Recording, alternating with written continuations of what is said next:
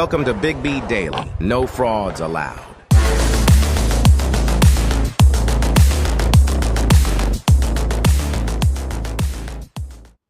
Hello, hello, hello. What is going on, people? Welcome back to Big B Daily. This is your boy, Big B. Thank you guys for joining in, man. We are live on TikTok and we are live on YouTube. Glad you guys made it in. Lot to cover today. A lot to cover today, man. So I appreciate you guys. As always, started off with TikTok. If you are here, thank you guys for joining. Please keep tapping on the screen. And if you are not following, please give me a follow. We're looking for 3,500 likes and at least 30 new follows in here. More importantly, if you are following on TikTok, go ahead and click that YouTube link in my bio. Come on over to the chat over on YouTube. Subscribe to Big B Sports Talk in YouTube and join the chat. You get a lot more over there. So let's have some fun today, people. Let's have some fun today. I appreciate it. Let's go. Let's go. So the first thing we got to cover, and you guys know me, I'm all about truth. Josh Allen. I'm done with Josh Allen. Josh Allen, I mean, we're told how good he is. We're told he's a top 10 quarterback. We're told this. We're told that. And then yet on the field, we don't see it. On the field, we don't see it. So I just don't get it. I just don't get it. Now, part of the problem with Josh Allen, he's got a horrible head coach. Okay? McDermott has got to go. He has got to go. I mean, that guy, and then he's a weasel. He just weasels out and fires the offensive coordinator today like somehow it's his fault that his quarterback is playing bad. I'm like, come on, man. And then you elevate the quarterback's coach who works daily with Josh Allen that's supposed to keep turnovers down, keep interceptions down, have him understand to where the ball's supposed to go. That's who's the new offensive coach. Terrible. It's terrible, man. So it is absolutely terrible. But bottom line with it is Josh Allen's he's not a top 10 quarterback anymore. That's the bottom line. Josh Allen is not a top 10 quarterback anymore. So anybody that says that he is, you're not watching enough football or you're a diehard Bills fan. But I even think that your diehard Bills fans are fed up with this foolery.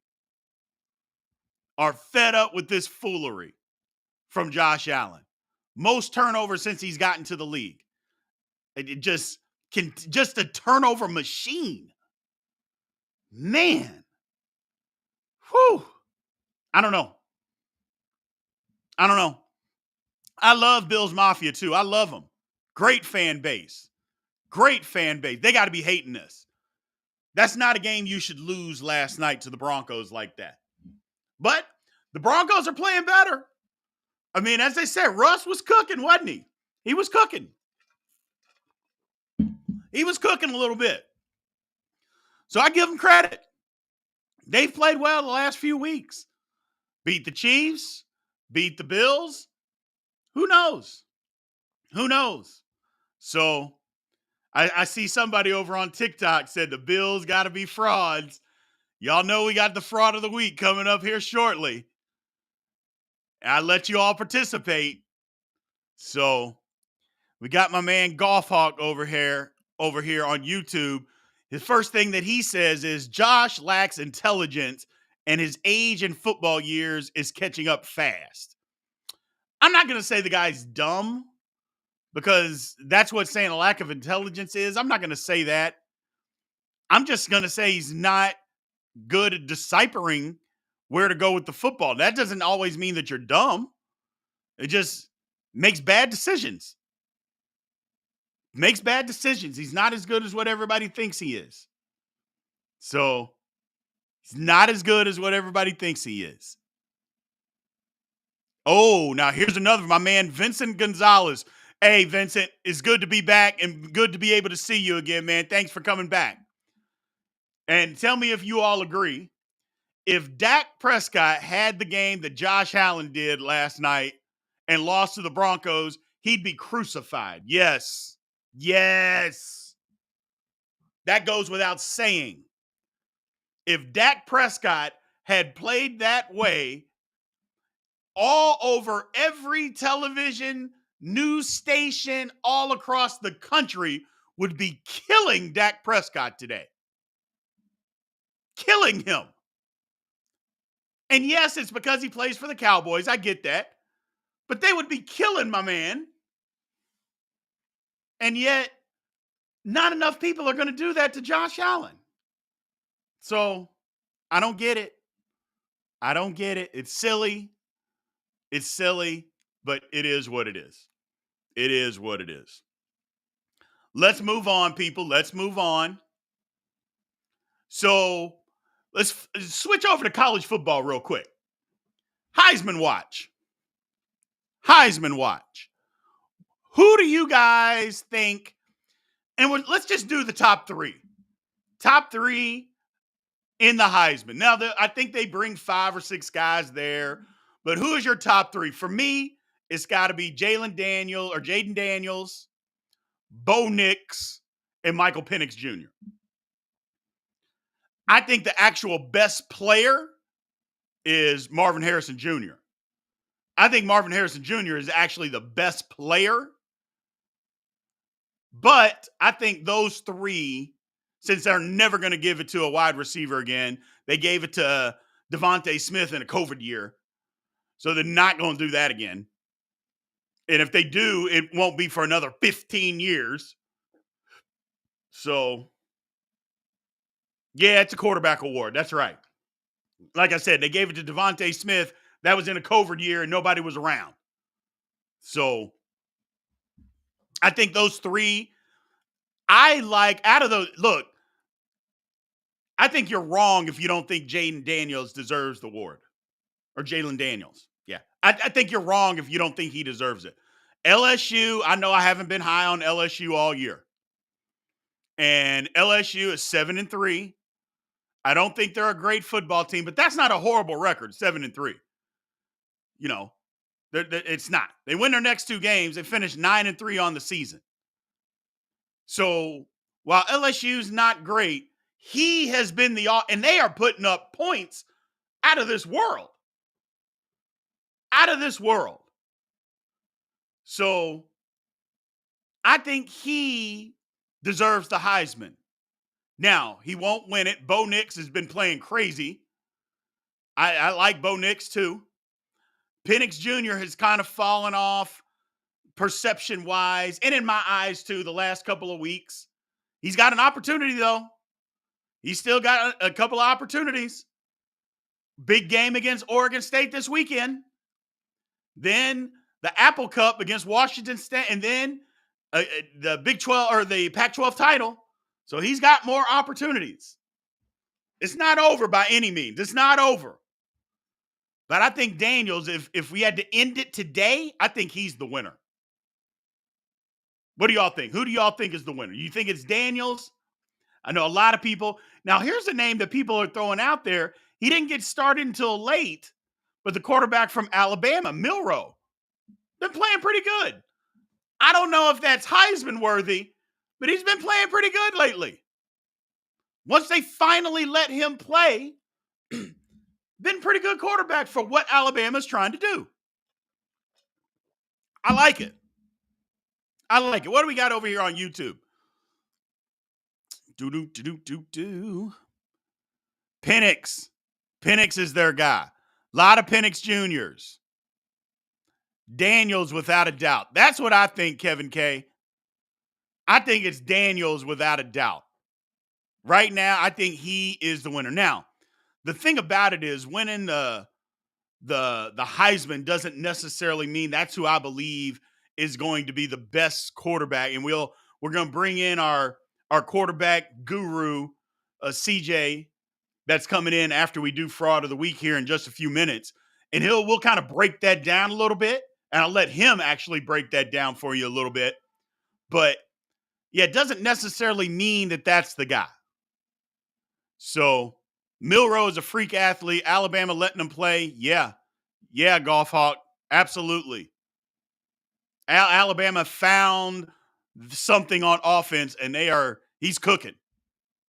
He is cooking. So he is cooking. And we'll kind of do that a little bit as the college football season's winding down.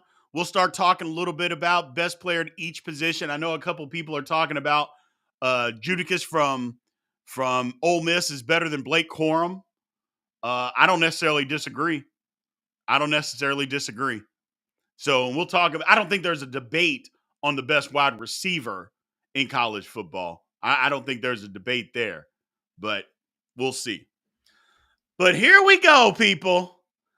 It's Tuesday, and no, y'all know what day it is. It's not Taco Tuesday. Well, it can be Taco Tuesday, but y'all know what Tuesday is.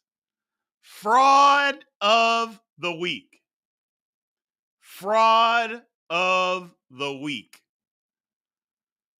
I'm going to, again, today, I had somebody that I thought was going to be the fraud of the week.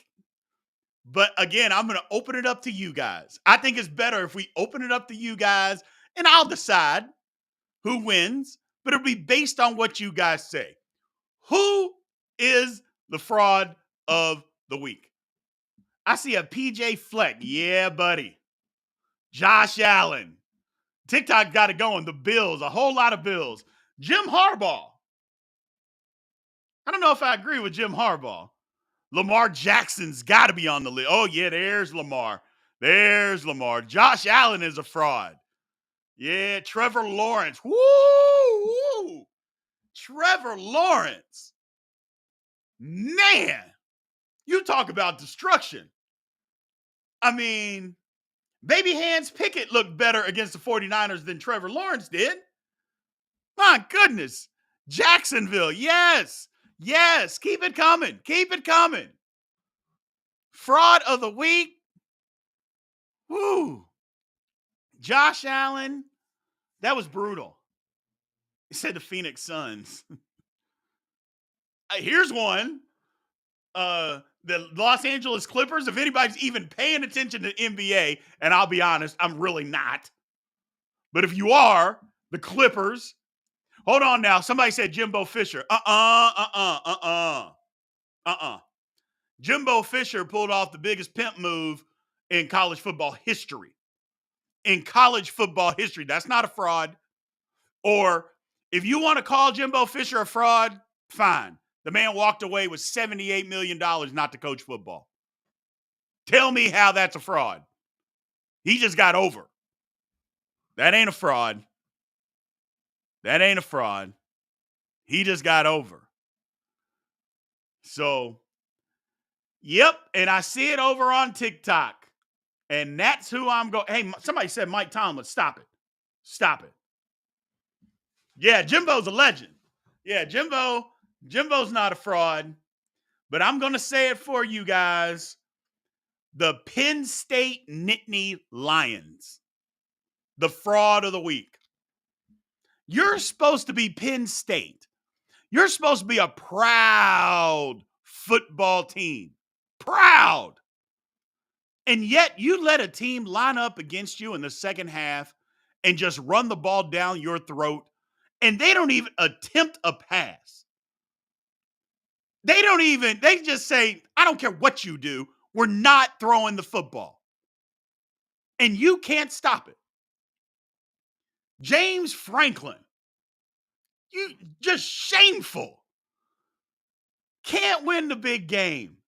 Can't beat Michigan. Can't beat Ohio State. You got to be ashamed of yourself.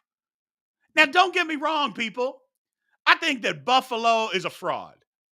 I think Josh Allen, fraud. But not more than this. Oh, my God. Penn State. Oh, I love that comment. Penn State has a tight end playing quarterback. They actually don't. The guy can actually throw the football if they just let him throw it. They don't let him throw it down the field. My man CJ's here. We're going to bring him in. But it's Penn State this week, people. Penn State is the fraud of the week. Fraud of the week. So, all right. My man CJ, what is going on, man? Thank you for joining me. I was out on knee surgery, but thanks for being here, man. Oh, absolutely. Thank you for having me on as usual. Gotcha. Let's just start there. Drew Aller at Penn State, they've been clamoring for this guy forever. Forever. They get him, and they don't let him do anything. Now, part of that, I know their wide receivers are horrible, get zero separation. But don't you at least have to attempt to throw the ball down the field? Yeah, I mean, it's a combination of a couple of things. Drew Aller has a great arm, but I don't see him as anywhere near a good quarterback yet. Gotcha. He tends to be a one-speed thrower at this stage, and I mean, he's not ready for the NFL, so it's not a big deal yet. Right. I will say, I'm going to interject, Penn State can't be the fraud of the week because expectations are necessary to be called a fraud. You know, I'm usually that guy, CJ. But my problem is I had the expectation that they were going to beat one of them. That's my problem. Yeah. I blame it on myself because I said, if not this year, what year? If not this year, what year are they going to beat one of these two teams? And that's my fault. That's my bad. I did it to myself. And I don't know what I was thinking. Sad. But let's move on, man. Quarterback play. Whoo, took a beating this week. But let's start off on a positive note. CJ Stroud, and there's a lot of people over here on TikTok and on YouTube that are loving CJ Stroud. The whole country seems to be enamored with CJ Stroud. Still a lot of time left in the season. However, I don't think people are being a prisoner of the moment to say how good he is playing right now. Am I wrong? You're not wrong, considering his age, the fact that he is a rookie, and it's the consistency of what he's doing. He hasn't been, let me just correct something. Some people are like he's an MVP, and he can be considered one because of what he's doing to elevate his teammates, being a quarterback they can believe in. But he has had some rookie moments. For being a rookie, he's been able to do some of the things that you see some uber talented rookies not be able to do, whether it's Josh Allen, Lamar Jackson, or anyone who has a lot of physical gifts. They're not moving the safety like he does or making linebackers can manipulate it into going to the middle of the field so he can hit a seam route. He's doing that stuff. That's next level stuff. That's usually year 3 stuff for rookie quarterbacks. Year 3, that's when you're supposed to get that. So he's ahead of the curve. The thing with CJ Stroud is, can he still progress more and more? And it seems like he has more in his bag than people want to give him credit for. He is literally the only quarterback over the last few years I've heard get downplayed for not playing well from the pocket and not running enough. Right. It was just weird when he was coming out. That's why he was a top 10 pick to me. There were 3 of them, and he's just proven to be the best of them so far. Gotcha. The one thing that I don't like is everybody's throwing him into the MVP, and I think he can be in the race. I wouldn't necessarily say he's the MVP now because his team's not leading the division. He's playing great. Don't get me wrong. He's playing great. However, there's a lot of football left. There's a lot of football still left to be played. So if he continues down this road, yes, but how many guys have we seen, especially rookies, hit the rookie wall and their play just falls completely off? I hope that doesn't happen to him. I hope that doesn't happen to the whole team because they got a team full of young guys. But it seems like they believe in Houston may have something going here. They really do. And the major reason that they have something going is it's not expectations, it's not any of that. They look like a good team. The only reason people are downplaying them and saying, oh, well, the Bengals couldn't get it, it's because of the name on the jersey.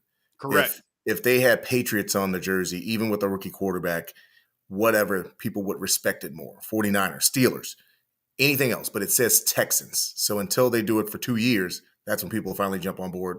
But they're playing really good football. Gotcha.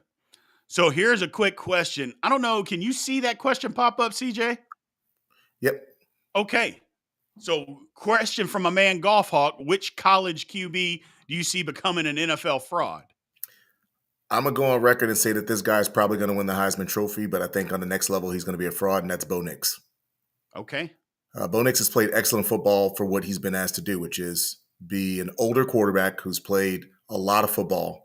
He is looking like that guy, and he's going to keep putting up numbers. They'll probably beat Washington later in the season. I think they might play him again in the championship. Actually, they right? can't do that, but I think he's going to put up numbers that are going to make him probably the Heisman Trophy winner.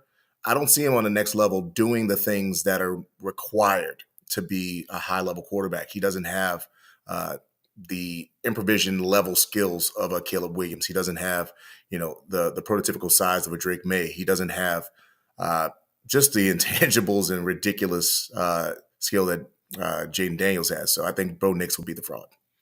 Here's the thing to look at. I know a lot of people are looking over the last year and a half of Bo Nix and said, "Oh, he's played great football."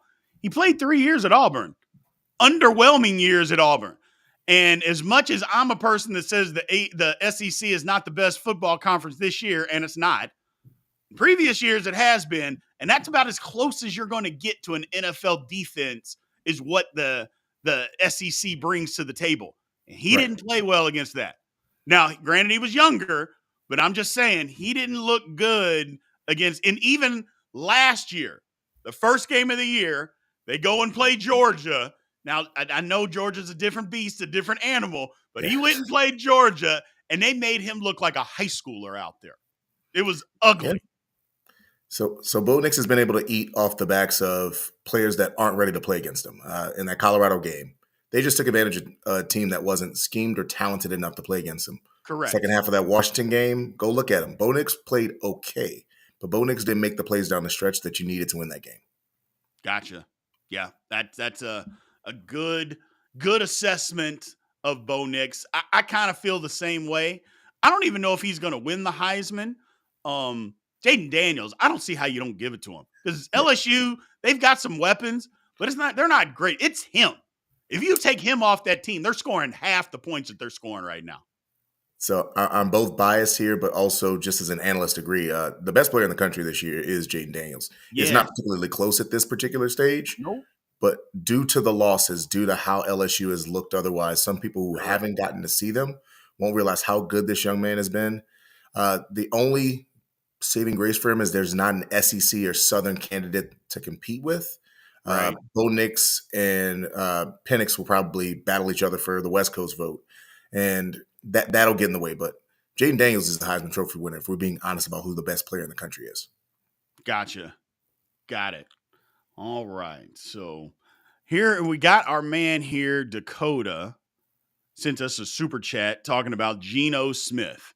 Geno going for 370, 2 TDs last game. If he stays consistent, do the Seahawks have a chance to go deep with all the weapons on offense and defense? My assessment would be no, and it's not even a Geno issue. Geno is better than what you need to win games in the playoffs. He's not going to be on the level of a Mahomes or anyone like that in the Super Bowl. The problem is the teams that they'll be playing on their side of the bracket either have been there and done it, so the Eagles or 49ers, or have even better weapons like Correct. the Detroit Lions. And that's the biggest problem. It's not a Geno thing. It's just they're just there. I think next year will be their year. And not only that, Geno hasn't not been consistent. So to play the what if game is, to me, I don't think that's, how should I say this and be kind? It's not the wisest thing to think because Geno has, for the most part, played average football this year. He just had one has. game. He's had one Right. bad game against the Ravens, and honestly, they were on list for historical defenses with what they were doing against their competition. Correct. So, question over that came over from TikTok is, and back to college football, Drake May over Caleb Williams after what we've seen the last few weeks out of Caleb Williams. So I actually had a tweet this or X or whatever you want to call that site now that people came in my neck for. Jaden Daniels is a better NFL prospect than Drake May. Does not mean Drake May is a bad prospect. In fact, I think he's a first rounder. In my opinion, he's a late first rounder. Caleb Williams is still a guy. When you have all of that stuff, I think what he's hitting is the prima donna wall. Yeah. People need to pay attention. Sometimes when you are in the spotlight to the way that this young man has been, I think he's drank some of his own Kool-Aid and he started to try to make too many things happen. Patrick Mahomes did this against the Bengals a couple of years ago. Yep. I think he gets over the hurdle, and then you'll have by far the best prospect in this class in Caleb Williams. And then right now, for me, it's Jaden Daniels is number 2, not Drake May. Got it. I like that assessment. Because I like Jaden Daniels.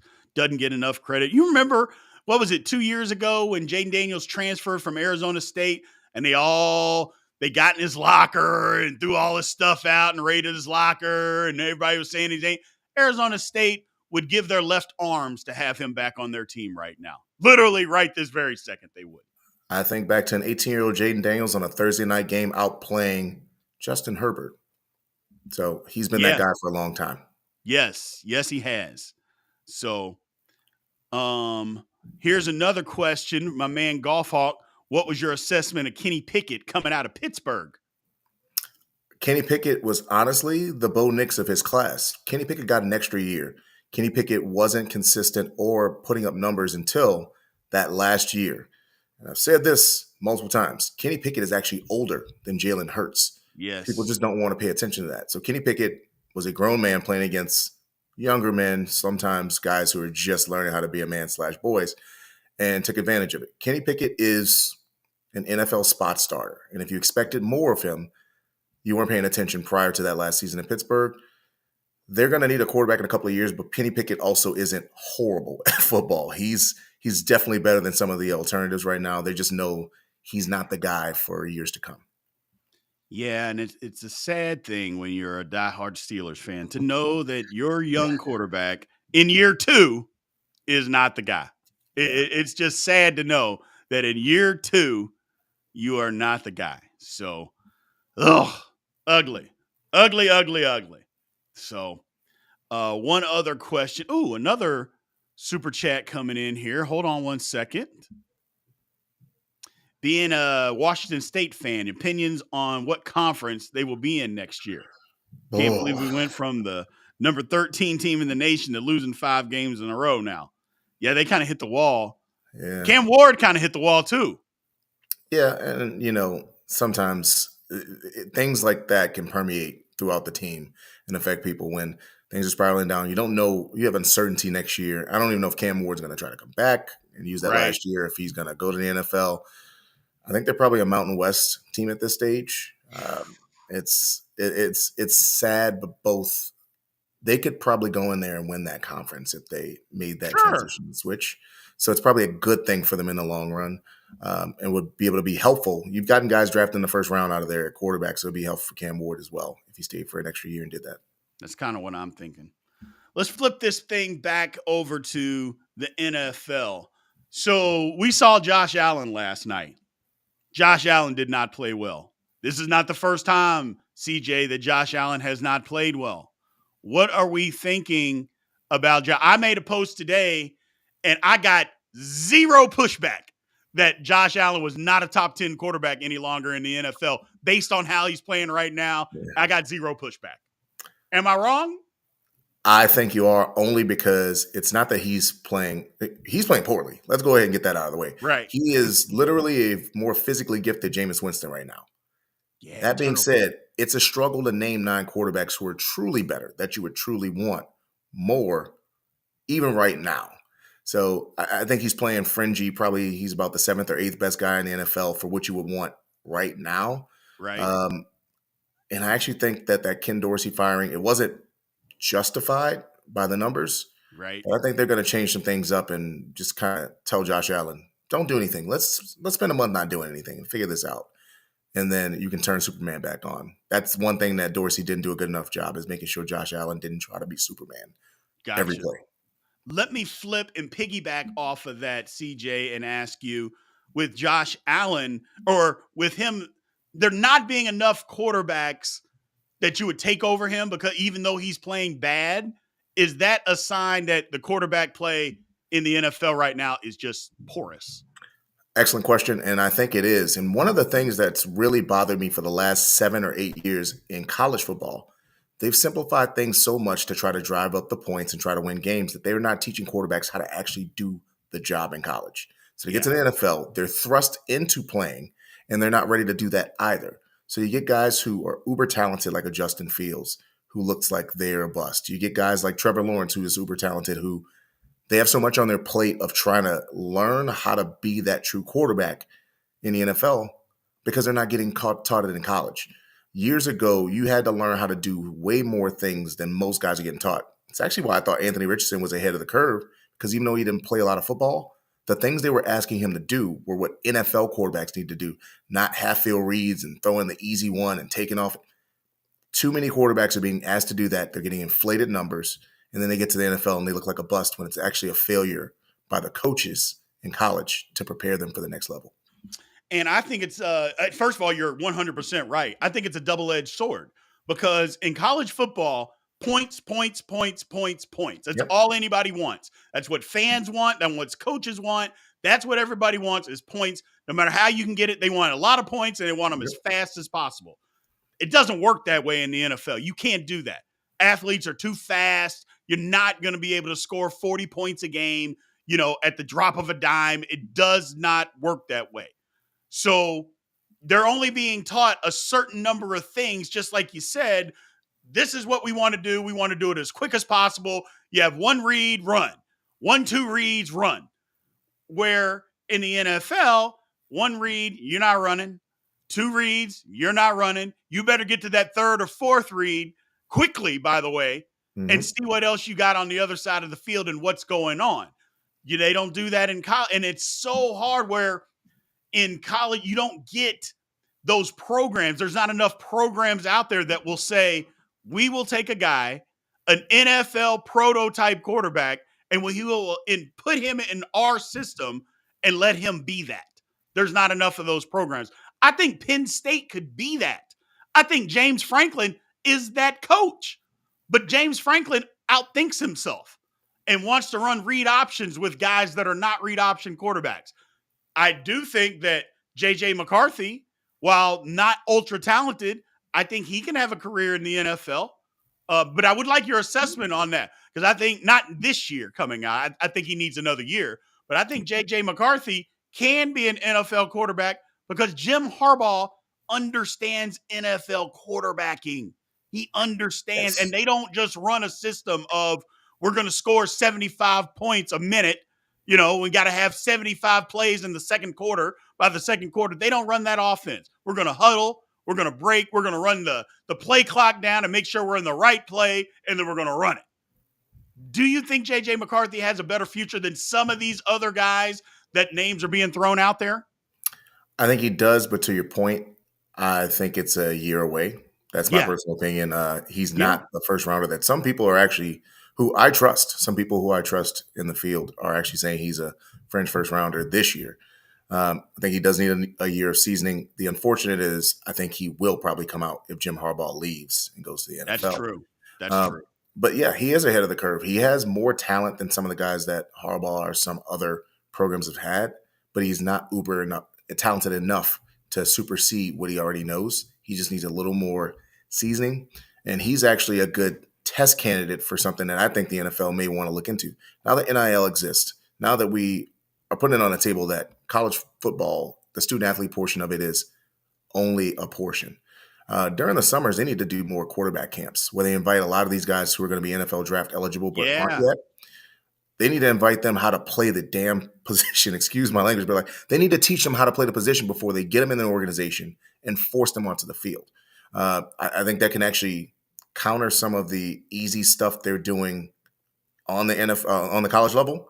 McCarthy's lucky to not have that be the case, but some of these other guys, that can actually teach them so when they come into the NFL, they're used to what's going to be necessary to actually be successful. And luckily, he's getting it on the collegiate level more so than some other guys are getting it. Gotcha. Makes perfect sense. Perfect sense. Let me get to this super chat on YouTube. My man Kevin K is a diehard K-State fan. So he's asking about Will Howard, what it takes to be an NFL quarterback. Does he have what it takes? I'm not going to say no. Here's what I'm going to say. I think he does need some assistance to get there. If you don't have uber talent, you have to have something that's a skill set that's uh, out there. I mean, Jalen Hurts is a bad example, but he was used as one of those guys that had something that was a little more than that arm strength or amazing speed Correct. like Lamar Jackson. So he's not a guy who can come in and be drafted in the first 2 days. He can work his way onto a roster in the NFL, learn the ways, take one of those. It's hard to say a Brock Purdy route, but he's a guy who would need that seasoning. And by year 3, 4, or 5, maybe get that Case Keenum route, get the opportunity. He just got to keep grinding. I can't say he can't be an NFL quarterback. What I'll say is he's not going to be a day 1 or 2 pick. Gotcha. And that's the thing about Will Howard. I mean, obviously, I went to K-State. I'm a K-State fan. He's a good quarterback. Yeah. But here's the thing. This is how you know he wasn't ultra talented. This was the first year that he was given the job. You know, obviously, as a freshman, he came in and he played, but a guy got hurt, and he had Skylar Thompson got hurt. He had to play. Right. Then he came in the next year. He played a couple of games, but Skylar Thompson was the guy. Then they brought in Adrian Martinez to be the guy from Nebraska, where Adrian Martinez wasn't ultra talented anyway. He had just issues completing passes to his own team at Nebraska so much. And Will Howard ended up coming in and playing great. And then even this year, he got pushed by a freshman when he started playing bad. It took that for him to turn his game around. So I love Will Howard, but the NFL route, I mean, I hope he gets there because I hope everybody makes it. I want everybody that wants to play in the NFL gets an opportunity. I just don't think that's the case. And just to piggyback on that, this isn't an insult. People need to realize there's other leagues that can be helpful for you to get reps on a professional level, whether it's the CFL or going to another league like the USFL or something like that. That would be a good route for him early on, especially if he doesn't get into a camp early and he's in and out. Go play so that you're at least getting reps and getting more and more film on a professional level and can make it back in the NFL. I mean, you know, it would be a great story, like the Josh Dobbs story, any of those, but at least you're getting reps and you're putting stuff on tape as a professional. That was what I was going to bring up. I had 2 more questions for you. The first one, and somebody asked over on TikTok, tell us about Bryce Young. What is going on with Bryce Young over there? That whole situation looks broken, and I'm not going to make an excuse for Bryce Young. I don't think he's played up to his standard. But the things that he's doing doesn't look like he's a bad quarterback. Some people are like, oh, he's a bust. He's making decisions, and when he gets to 2, dudes aren't open. That's why he keeps checking down to Thielen, is because Thielen, even at his advanced age and not having amazing speed, actually does get open. Right. It looks like a bad fit situation. Like he's not able to do things like CJ Stroud because they're not schemed open. So it's a bad situation. It's probably going to, in the long run, help him as long as he doesn't get broken because, I mean, it helped Joe Burrow when it was difficult and you had to work through that and people had to believe in you. So I think this will actually make him be ingratiated into the minds of his defensive players and offensive players. If he's not reacting negatively, he's actually taking it, getting better week in and week out. Year 2, they have to do a better job making sure that they support their number 1 overall pick. Got it. Last question, my man, and I will let you get out of here. The phenomenon the last 2 weeks, Joshua Dobbs has been playing great football, but I think me and you spoke about Minnesota. If they could find somebody that was competent, when you looked at their record, or not their record, their schedule, you're like, well, hold on a second. If they can find competent quarterback play, they're going to end up making the playoffs because the Vikings are better than what you think. And this record, the next 8 games at the time, it's down to 6 games now. They're going to win 6 of those games now, and they've won 2 of them. They can win the next 4 of this next 6 games. They're going to be right there in the thick of the playoff hunt in the NFC. What is Josh Dobbs doing over there that is any different? To me, from what I see, CJ, he's just running the playbook. That's all he's doing. He's just doing what they're asking him to do. He's got some talent. He's ultra smart. We already know that. And if he's not making the mistakes and he's just doing what they're asking him to do, it's working. Yeah. So to your point, that is what he's doing. He's running the offense. And the weirdest portion is And I'm going to start here. I was at the game. I actually went to the game. Who dat? And I told people the Minnesota Vikings are going to win this game. He's built for Kevin O'Connell's offense. Be on schedule, get out, stress the defense, widen things out, and then just hit people where they are. So he's done a really good job with that. And that's all you need for this team. That doesn't mean that they're going to go deep in the playoffs or anything like that, but they'll make it and they'll frustrate a unit that really shouldn't be playing on the same level with them. Should really dominate them like a Dallas. Should really dominate them. But that's what he's mainly doing. He's just taking care of stuff and doing what you need to do. Kirk Cousins' biggest issue was he doesn't have the physical skill set to get out and do that and really stress the defense. And that's why Dobbs has been successful against people. I hope he gets a contract, not a huge one or anything like that, but I hope he gets a 2-year, $30 million contract, some real money, because he's earning it. I mean, it's been 2 games, but it's also been multiple games before that with Arizona. So he's going to be a great fit for them for the rest of the season. Get them in the playoffs, and they can probably win a wild card game depending on who the matchup is. Yeah, and they will love him in Minnesota if he goes and gets them into the playoffs, because I know Vikings fan thought their season was over. If he can get there, get to the playoffs, and win a game in the playoffs, they are going to love Joshua Dobbs in Minnesota. So, and he does one thing for them that they were going to have a struggle with. He gives them the cap flexibility if they do sign him to that type of contract to sign Justin Jefferson. Yes. And that's what they needed. They couldn't pay Kirk Cousins and earned 35, 40, whatever $million. But paying $15 million to this guy for a year, you get that extra 25 to 30 to actually pay Justin Jefferson. I'm interested to see that chemistry between the two in the next coming weeks as well. It'll be excellent.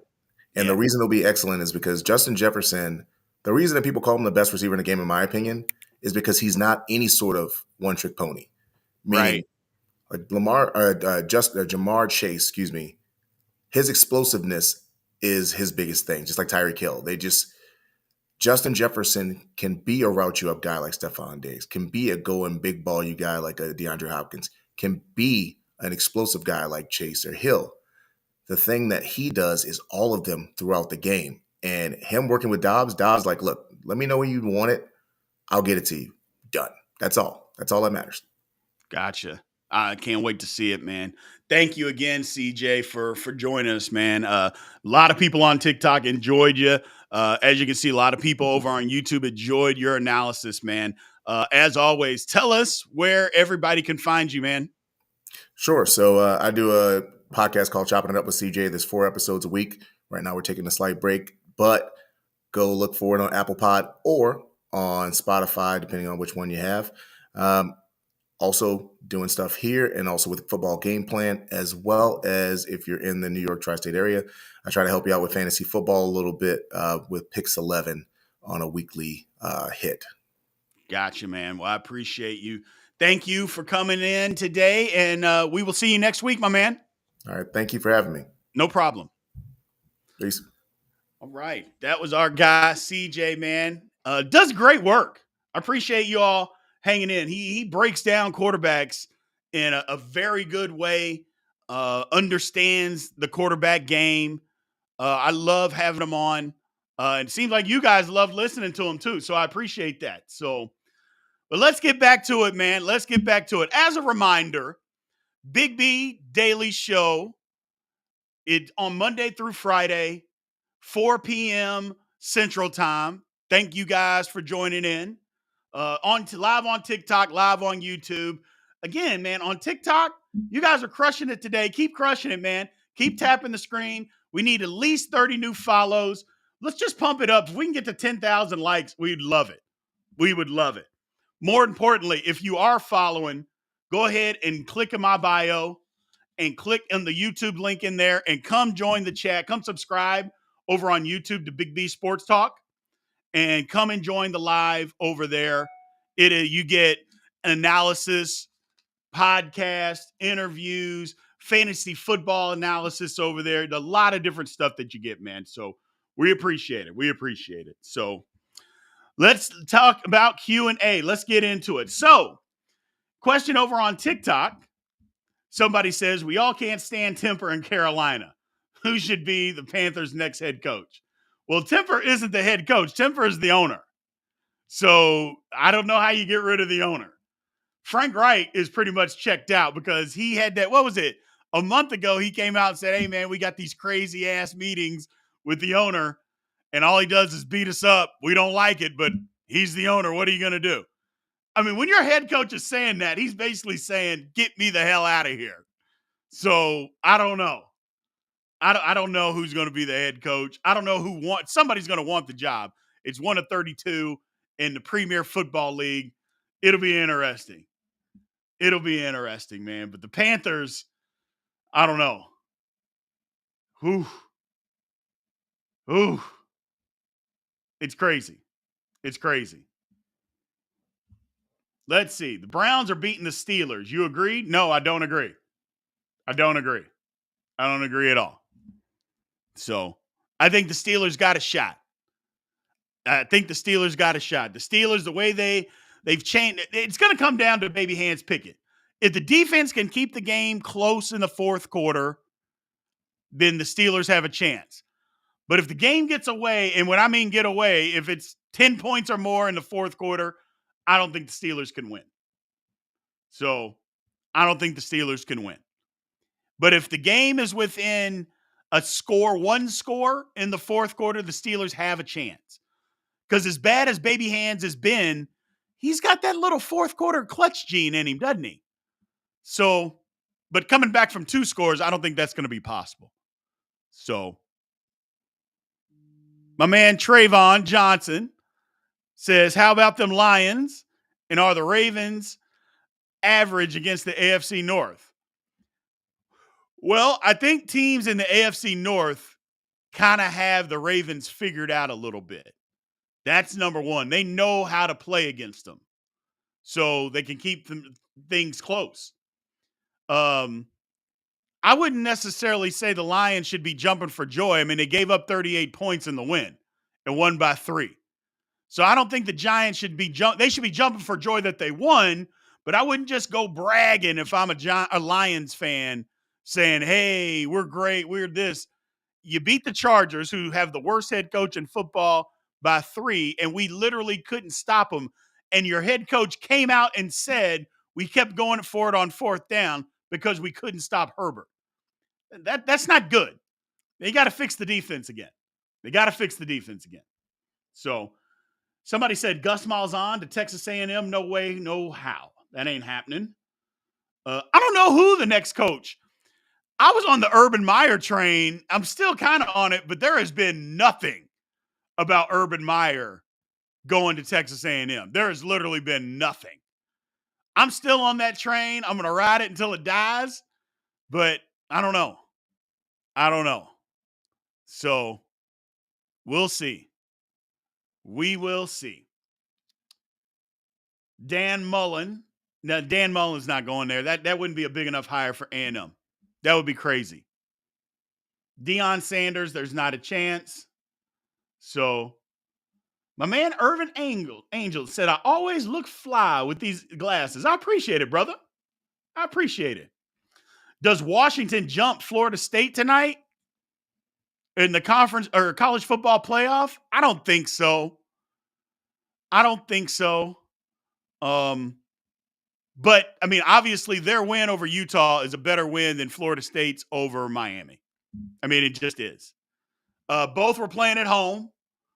But so it's a better win. And Washington does have a better resume. When you look at it, their resume is better than Florida State's. So at some point, don't you have to give them that? So maybe they do. But yeah, they're Miami versus the refs. Come on, man.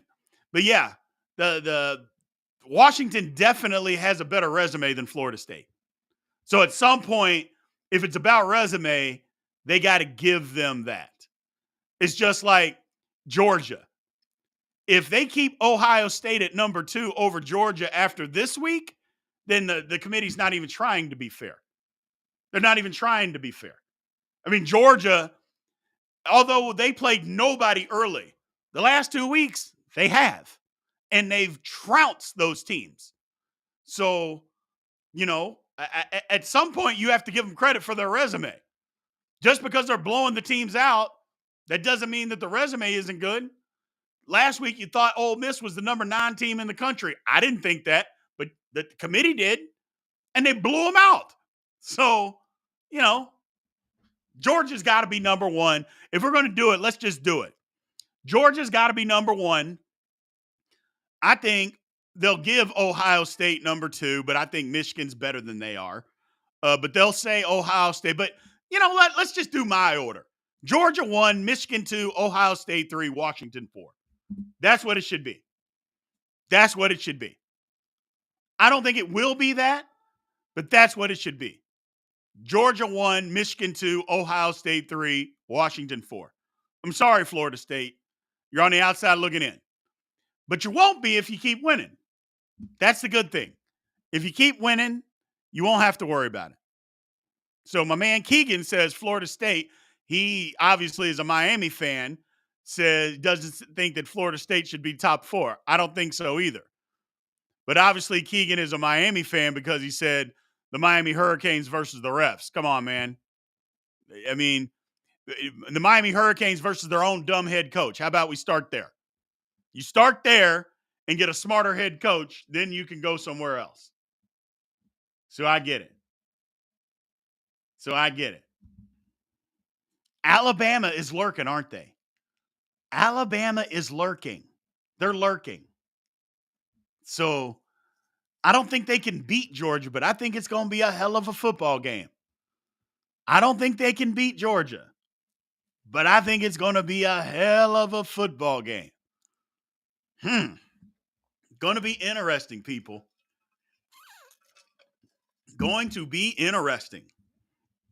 So, all right, man. Well, I appreciate you guys joining in, man. Again, thank you guys for joining on TikTok Live. Thank you guys for joining on YouTube Live.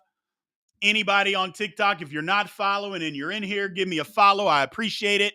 And jump on over to YouTube. Click that YouTube link. I appreciate that. Thank you guys again. We're going to shut this one down. Monday through Friday, Big B Daily. We're live on TikTok and YouTube, 4 p.m. Central Time. Come and join us, man. And I will talk to you. See you guys tomorrow. I'll talk to you tomorrow. Aloha.